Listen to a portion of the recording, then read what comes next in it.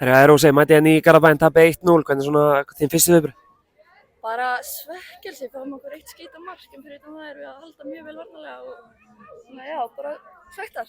Eins og segir, þessi leikur ræðst á okkur einstaklingsframtaki hjá hérna Stjörnunni, svona vörðu Svel hlýtur að vera bara ánægð með varnarleikin í dag.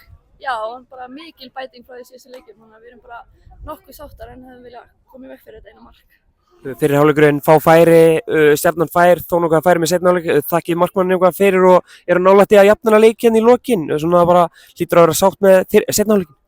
Já, bara ágætlega sátt, við höfum auðvitað að nýta færin okkar betur en bara heilt yfir allt í lagi sko. Hvað þurfum að gera til að ná að pota boltanum yfir línuna? Það er bara frábær spurning, við bara förum á æfingu og reynum að bæta okkur í að klára þessi færi. Eru núna nýlegri deildinni án sigurs, hvað svona, er ekki langt í fyrsta sigurinn, hvernig lýst þér á framhaldið? Bara vel, mér finnst við vera komið bara fína framistöður, það er bara vantar eitthvað smá upp á til að við náum inn þessum fyrstu sigurinn, þannig að ég held að þetta sé bara allt að koma. Leiknum að fresta klukkutíma, hvað skeiði? Það var bara því miður seinkun á flugi, ekkert sem við ráðum við, þannig að við tökum bara því.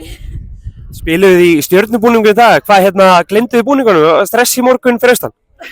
Það voru bara mannleg mistök, við segjum það og það gleymdist að taka búningatöskuna með, en það er alltaf góð, við getum spilað í hvaða búningu sem er.